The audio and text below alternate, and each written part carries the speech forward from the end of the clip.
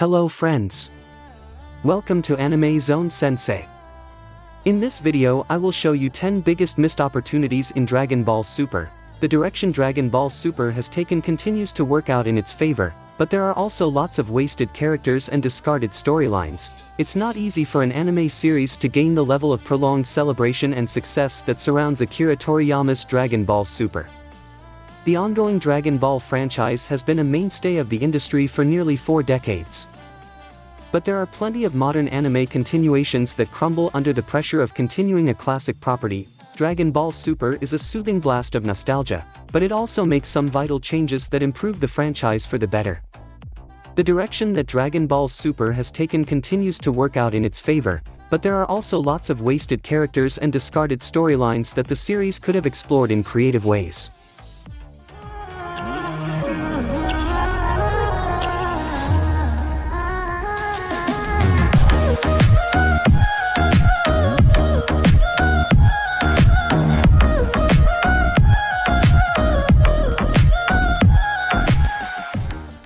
First of all, in number 10. Dragon Ball Z ending is not set after the events of Dragon Ball Z. The Dragon Ball franchise has turned the clock forward with some helpful time skips over the years.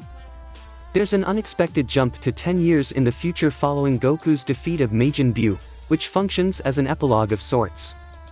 It makes sense on some level that the heroes would get an extended period of peace before evil strikes. However, what's very confusing is that the entirety of Dragon Ball Super is set within that 10-year span, which means that it still acts as a precursor to Z's finale. This limits the characters and storytelling, and it often feels like Super would have more freedom if it was just set after Dragon Ball Z. Number 9. The first 2 movie arcs don't take more liberties from their source material. An unusual tradition in the anime industry is that the events of a series feature film will be retold and expanded upon through multiple episodes of a season.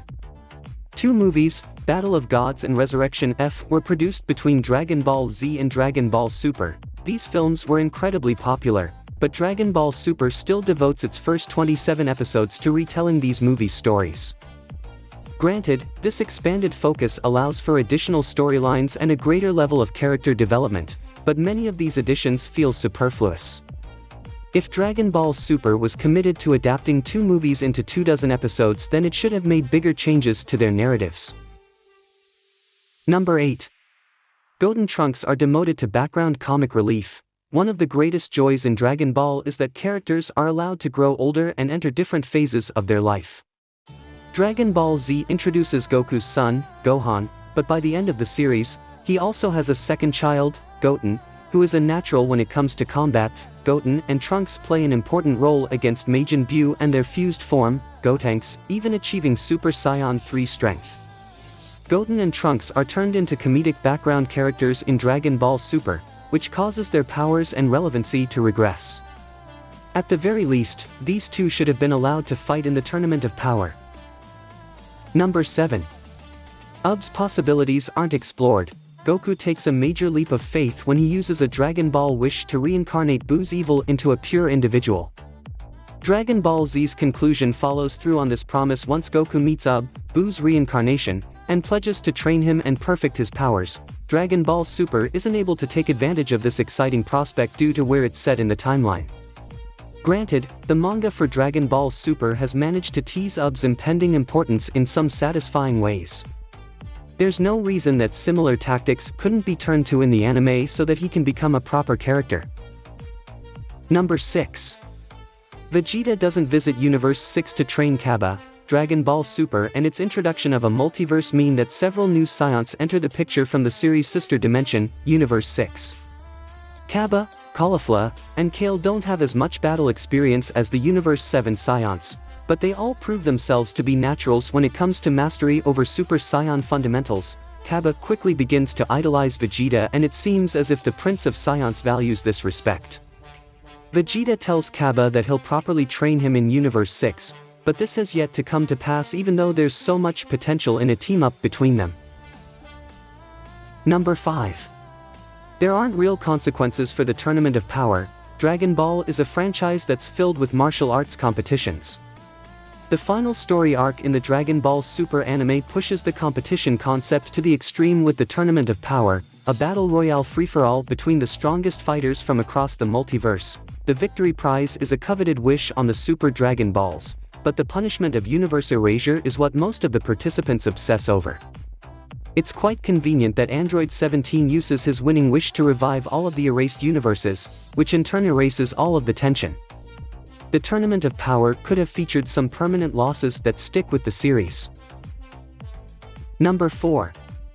Magenbu becomes more of a permanent presence. Dragon Ball has dozens of uniquely dangerous characters, and yet the series has a tendency to perpetually focus on its science.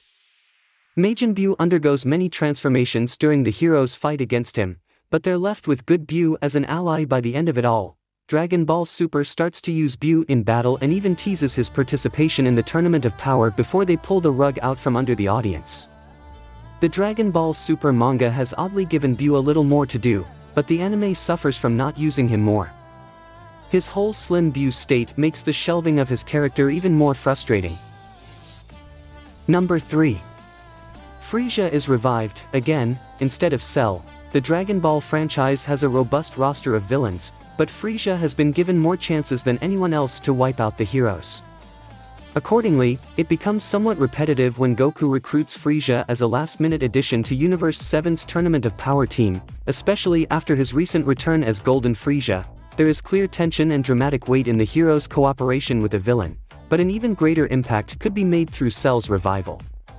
Cell hasn't received a fitting return, and there's arguably more to explore with him than through Freesia. Number 2. Gohan Future Trunks don't experience any new transformations. Dragon Ball Super is full of exciting moments, but it's the new Super Saiyan God and Super Saiyan Blue transformations that Goku and Vegeta experience that usually receive the most attention. These new forms are satisfying additions to the Saiyan's growing scales of power, but it's a disappointment that every other character is basically kept in a state of stasis. It'd be so satisfying to see Future Trunks or Gohan transform into a Super Saiyan 3, but they don't receive the same love. Future Trunks' Super Saiyan Rage state is a step in the right direction, but it's not enough. Number 1. Characters from the movies aren't canonically incorporated through the Tournament of Power. The Tournament of Power in Dragon Ball Super literally introduces dozens of new characters, and there's an exciting period where it feels like the competition will incorporate fighters who have previously been confined to movies and filler. Kale's Berserker state immediately brings Broly to mind, but it'd be so easy to picture a movie universe that has a team that's made up of Cooler, Bojack, Janemba, and other popular movie villains. Fans were also hopeful that Goku would recruit Piccin to fight for Universe 7 rather than eventually turning to Freesia for help. So this is all for today. If you like this video, let's your comment on the down below. Subscribe my channel and press the bell icon. See you in a new video.